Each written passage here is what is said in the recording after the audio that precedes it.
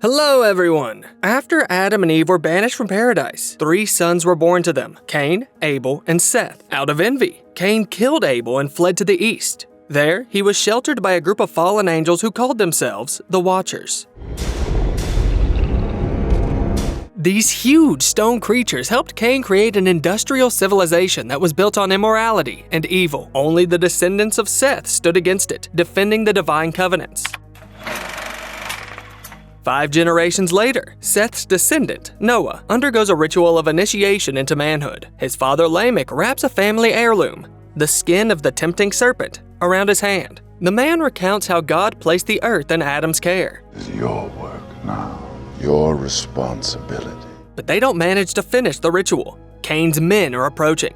The father tells Noah to hide as he goes out against the crowd. Their leader wants to mine Sohar here, which is used as energy for his city. Lamech insists that this is the Creator's land and cannot be dug on. The man responds by slapping Lamech in the face. God hasn't helped them, and people are starving to death. The leader, however, will do anything for the survival of his people. He tears the snake skin off Lamech's hand and massacres him with an axe. Noah runs home in fear. Many years later, Noah, along with his sons, Shem and Hem, are gathering resources in a field. Hem notices a pretty flower and plucks it. His father explains that this flower hasn't yet fulfilled its purpose. It needed to grow in order for other flowers to sprout from its seeds. Noah instructs him to take only the essentials from nature. At that moment, a single raindrop falls from a clear sky. A flower magically grows from it. Noah sees this as a sign and calls his sons to leave. Suddenly, a dog-like creature runs past them. Noah orders the boys to hide while he searches for the arrow-wounded animal. However, there's nothing he can do to help it. The animal is dying.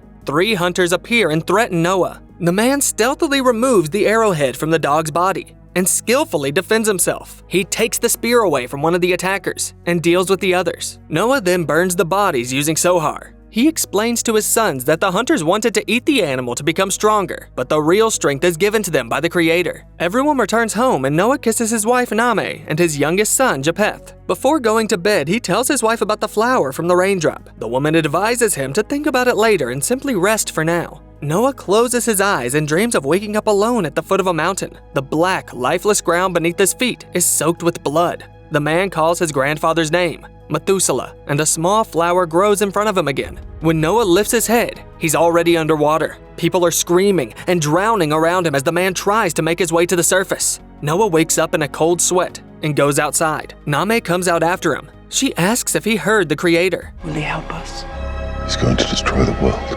The mountain that Noah saw in his dream is the place where his grandfather Methuselah lives. The man gathers his family and sets out on a journey. They find an abandoned Sohar mine and a bunch of dead people. Suddenly, they hear the voice of a girl calling for her father. Shem finds a wounded Elah, and Name starts treating the girl's injury. But the adversaries who did this notice them and return. Noah grabs the girl, and they flee into the Black Wastelands, a land forbidden to humans. Noah stays behind to hold off the pursuers, when suddenly a creature, a stone giant, rises up behind him. It knocks the man to the ground. Noah wakes up in the middle of a deep pit surrounded by his family. The Watchers come out to them, and Noah explains that he's looking for his grandfather, Methuselah. The Watcher, Semyaza, scolds his comrade, Og, for sparing the humans. In his opinion, they all deserve death because they have betrayed the Creator. Noah claims that it was God who sent him to this land, but Semyaza doesn't believe him. He orders that Noah's family be left to die in the pit, and the giants leave.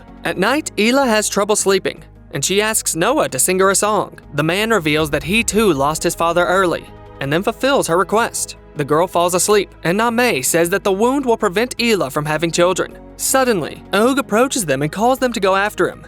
He helps the family get out and tells the story of the Watchers. They were created out of light on the 2nd day. The Watchers admired Adam and Eve, such fragile but loving creatures. It was hard for them to watch humans being expelled from paradise. It was not our place to interfere, yet we chose to try and help. They disobeyed the Creator and were punished for it. Their light was imprisoned in stone and mud. The Watchers helped people to survive and gain power, but this power quickly turned into cruelty, and people began exterminating the Watchers. Only Noah's grandfather, Methuselah, stood up for them. Using his sword of fire, he scorched the earth to destroy the army of Cain's descendants. Now the few surviving Watchers wander this black wasteland. The Creator doesn't hear their pleas to return them to heaven. That's why Semyaza doesn't believe that God still speaks to the people he himself banished from paradise. But Og sees in Noah the radiance that came from Adam, so he cannot just stand by. Soon they reach Methuselah's green mountain. Noah and Shem climb it and see the old man. They enter the cave where Methuselah warmly introduces himself to his great-grandson. After the conversation, he puts his finger on the boy's forehead, and he immediately falls asleep. The old man already knows why Noah came. His father, Enoch, predicted the destruction of the world. Methuselah pours tea for his grandson and asks if the catastrophe can be prevented. Noah replies that it's impossible. The Creator is firmly determined to punish mankind. The water will bring death, but also new life. And Noah must do something, but he doesn't know what yet. Methuselah agrees, and Noah realizes that his grandfather has added something to his drink. He sinks back into his dreams, and the cave sinks beneath the water. The remains of tea turn into a seed, which floats to the top. Noah follows it with his gaze and notices a boat above him, while thousands of animals begin to swim around. He wakes up and reveals to his grandfather that water is meant to cleanse the world of filth and sin, and then the Creator will build it anew. Noah realizes that he must survive the worldwide flood. Methuselah blesses him and gives him a seed from the Garden of Eden. Noah returns to his family and tells them that God has decided to punish people for what they have done to the world, but their family has a special mission. We've been chosen to save the innocent.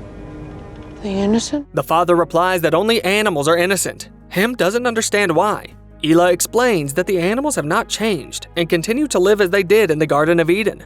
To save them, they will build a huge ship, an ark. Noah goes out into the wasteland and plants the seed of Eden in the ground. In the morning, Noah is awakened by a noise. Og is dragged away by his brothers, accusing him of betrayal. The man shouts after them to help him fulfill the Creator's will. We tried to help your kind once, and we lost everything because of you. Semyaza is angry and raises his arm at the man, but then water begins to gush out of the lifeless earth. It was there that Noah had planted the seed. Along with the water, plants immediately begin to sprout, turning the wasteland into a dense forest. This convinces the Watchers to help Noah. As the years passed, water flowed all over the earth, attracting animals to drink from the stream and head to its source. There, at the foot of the mountain, Noah and the Watchers are building the Great Ark. Already grown up, Shem and Elah are running around in the woods. They're in love. The boy kisses the girl on the stomach, but she stops him when he gets close to her scar. Lonely, Hem peeks at his older brother, and Shem chases him away. Suddenly, thousands of birds fly over them,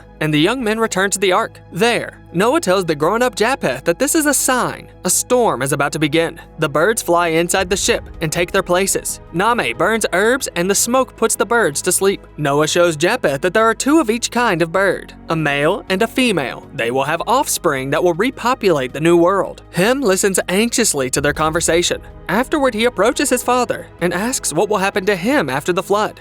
You of mother, Shem, as Elah. What of me? Even birds have pairs, but he and his younger brother will not have any. Noah tells him to be humble. The Creator will give him everything he needs. At this moment, they are frightened by the countless snakes and insects that crawl past them, also becoming passengers on the ark. Later, Hem and Japheth see unfamiliar women in the forest. Suddenly, a man with a weapon jumps out at the boys, but an unknown old man gets rid of the attacker. His entourage comes out after him. As Japheth runs to his father, the man introduces himself as King Tubal-Cain. Hem replies that there can be no king in the Creator's garden. The man grins and offers him his battle hammer, stained with blood. The boy takes it in his hands and leads everyone to his father. Noah meets them and orders his son to drop the hammer and move away from the old man. Tubal-Cain stops Hem, calling him his best soldier. He has determined this by the way the boy holds the hammer, but Hem obeys his father. Tubal-Cain has come to see where the animals are going and mistakes the ship for a tower. Noah explains that it's an ark that is meant to save the innocent from the flood. The king doesn't believe in miracles and insists that the Creator doesn't care about their world. He has cursed Cain and condemned his children to perpetual fight for survival. However, the king will do anything for his people. Noah realizes that his father's murderer is in front of him. He declares that he is a descendant of Seth and demands that Cain's men leave. The Watchers stand beside the man, instilling fear in the uninvited guests. Their king urges them not to be afraid, but now he believes Noah's words. Tubal-Cain declares that he will return with an army and seize Noah's Ark for his people. He goes into the forest where he sets up a camp and orders the warriors to get prepared. Suddenly, animals pass by them, entering the ark in slender rows and falling asleep afterwards. Soon Elah approaches Noah and tearfully tells him that Shem needs another woman to continue his lineage. Why would the Creator want a barren girl on his ark? Noah stops the girl and says that she is a priceless gift sent to them by God. Elah embraces her foster father, but still asks him to find a new wife for Shem. To do this, Noah secretly visits Tubal-Cain's village. He notices that hungry men are stealing women and children to trade them for meat. Live goats are thrown over the fence to the crowds, and the men tear them apart. Noah recalls his dream and sees fire destroying the settlement. In the morning, Noah returns to the ark and upsets Ham with the news that they will not have wives. The son protests, and his father pushes him away. Ham runs off into the forest. Elah follows after him. Noah tells his wife that their family is also flawed. Nahmeh reassures him that their sons will make good fathers. Good up, boys.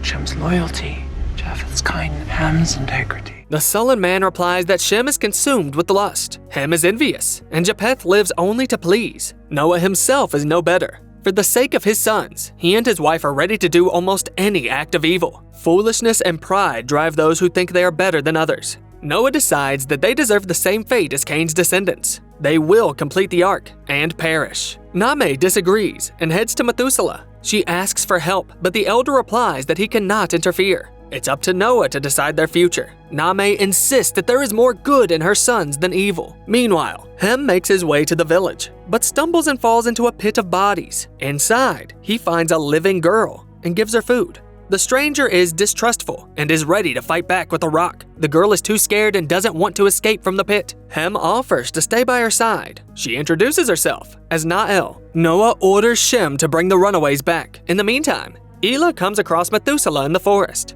The old man asks her to help him find berries, and the girl agrees. Methuselah wants to know if she loves her foster family. Elah replies that she is grateful for being saved and regards them as family. Methuselah agrees that she is also kin to him and gives Elah his blessing. He touches her belly, and the girl squirms in pain. As the pain subsides, she hears Shem calling for her. Methuselah tells the girl to go to him. Elah runs as fast as she can and throws herself into her lover's arms in a burst of passion. Soon the sky grows dark, and the first drop of rain announces the beginning of the flood. Ham pulls Na'el out of the pit, and Tubal-Cain cries out to God. I give life. I take life away. As you do. He shoots into the sky, demanding an answer, but the Creator doesn't respond. The king turns to the soldiers and leads them into battle with the Watchers. Elah and Shem return to the ark without him, and the father sets out to find him. Ham is close. He's running through the forest with Na'el, but the girl's foot gets caught in a trap. The boy frees his friend, but the soldiers are already closing in on them. Noah finds his son and drags him away, leaving Na'el to die under the enemy's boots. Ham and Noah lose each other in the crowd of running soldiers, who are engaging the Watchers. The father and son make it to the ark, and Tubal-Cain shoots Semyaza with a sohar. The king thrusts his spear into the stone giant and drops him to the ground. Semyaza dies under the blows, and the light is released from his chest, flying up into the sky. The rest of the Watchers see that their imprisonment is over, and the Creator is ready to welcome them back to heaven. They rush into battle with renewed vigor and wound Tubal-Cain. The man sees an opportunity to climb up the side of the ark and crawls there. Other soldiers burst through the main entrance, and Noah engages them in battle. He is fighting alone, but there are too many enemies, so Shem comes out to help his father. Noah orders him to hide inside and returns to the fight. He sees that all the Watchers, except for Og, have already been defeated. Goodbye, son of Adam. The last fallen angel sacrifices himself in the battle against the enemies. Immediately afterward, columns of water erupt from the ground, washing away the surviving soldiers and creating a flood. Methuselah finds a berry in the forest and humbly accepts his fate. A wave washes away everything in its path, submerging the ark. Tubal-Cain cuts a hole for himself, through which he climbs in. Ham notices this, but doesn't stop the old man. Noah finds himself underwater, but he manages to hang on and resurface along with the ship. He goes into the ark while the people continue to crawl over the rocks and flounder outside. Elah and Shem beg to save at least some of them, but the father insists they don't belong here. The family fires up the stove and gathers for dinner. Noah understands that they are judging him for his cruelty. He tells the family about the creation of the world in 7 days. Everything was in balance until God created man and woman, and gave them freedom of choice. They chose to give in to the temptation of darkness and lost the Creator's light. Sin has lived in every human being ever since. But after the Great Flood, everything will come back into balance, and there will be no human beings to disrupt it. They will be the end of the human race. Noah addresses the older children. You will bury your mother and I. Ham, we'll bury them. Japheth will lay Ham to rest and will be the last man on earth. Noah says he is sorry for Ham's dead friend, but their sacred mission is more important than anything else. The son leaves without saying anything. He comes to Tubal-Cain, who lives among snakes and reptiles. The boy continues to feed the old man and shelter him from Noah. He hasn't forgiven his father for Nael's death. Him helps him treat his wound, and afterward sees the old man eat a sleeping lizard. The boy is shocked and says that all these miracles have occurred to save the animals. Tubal-Cain replies that it's not humans who should serve the beasts, but the other way around. And how can Noah justify the death of so many children who also knew no sin, just like the animals? God created humans in his own image to rule, not to obey. The old man offers him to subjugate the world. One night, Elah wakes up covered in sweat. Nameh examines her and realizes that Methuselah has healed the girl, and she is now pregnant. Elah cries with joy, but Nameh grows grim. Noah will be against it. They tell the father the truth, and the man cannot believe it. Nameh confesses that she asked the grandfather to give them a chance to continue the lineage. Noah yells at his wife, blaming her for all the sacrifices now being in vain. For the sake of the Creator's will, he will have to kill his grandchild. Unable to bear such burden, Noah runs out onto the deck and calls out to the sky. Please! I cannot do this. Tell me I don't need to do this. But God doesn't answer, and the man decides that he will go to the end. At the same moment, the rain stops, and Noah takes this as a sign. The family goes out to see their father. Elah thinks that the Creator has sent them a blessing, but Noah upsets them by stating the opposite. If she has a boy, he will be the last man on earth, and if the baby is a girl, death awaits her. Him is once again disappointed in his father, and for the first time, Shem openly confronts him, but nothing helps. If you should bear a girl,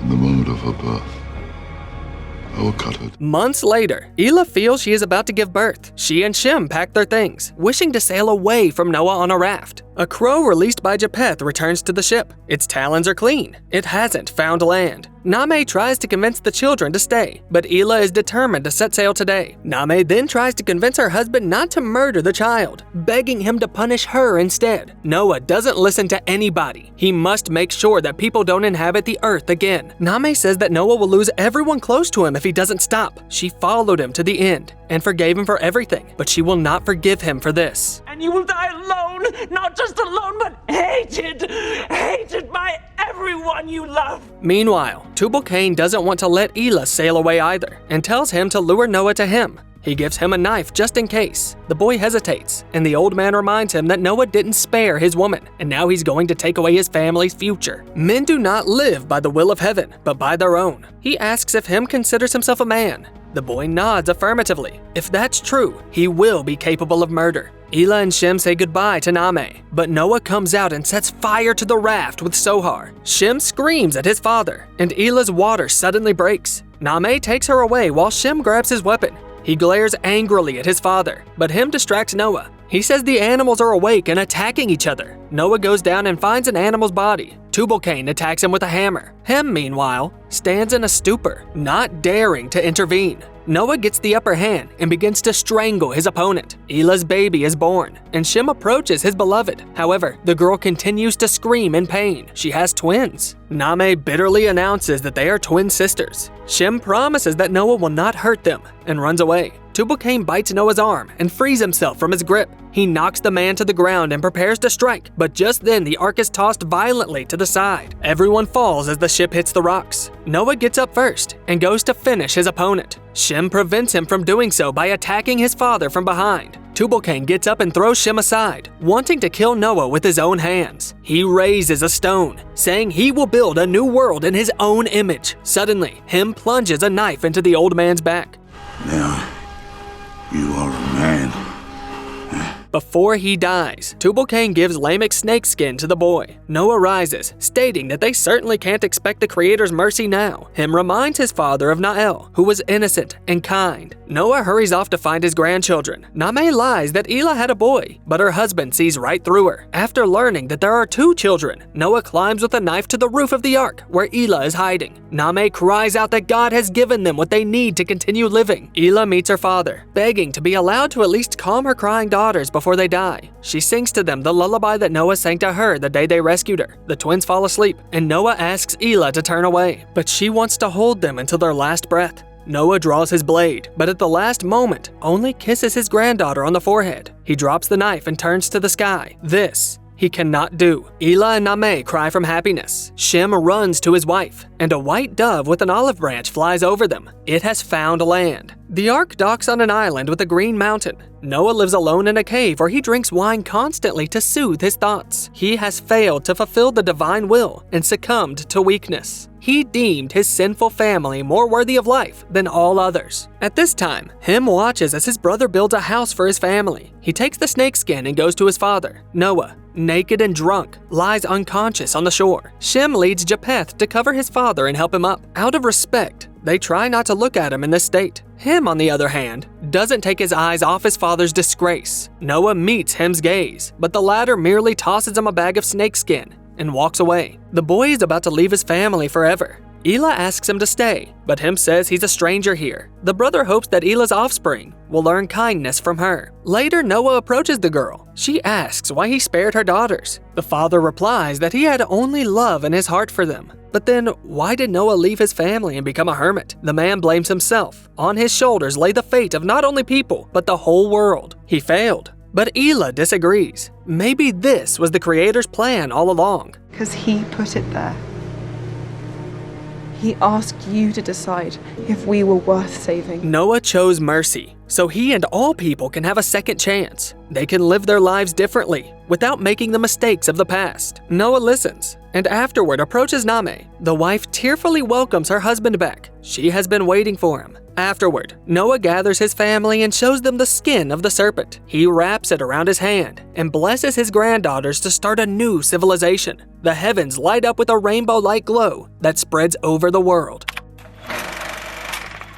According to the film's writer, producer, and director, Darren Aronofsky, the design of the Watchers was based on 3 images: 6 winged seraphim angels, a seagull trapped in oil, and ballet dancers with blocks attached to their feet. These are angelic forms captured, malformed, and imprisoned by the earth. Winged creatures who had to use their wings as arms and legs. He added, they filmed so many takes for the Elah and Shem kissing scene that Emma Watson's lips started bleeding at some point, and Douglas Booth ended up with a sore nose. As always, look for the name of the movie in the video description. In the meantime, let us know in the comments, what biblical stories impress you the most? Don't forget to subscribe to the channel and give this video a like, so that more awesome stories come out as often as possible.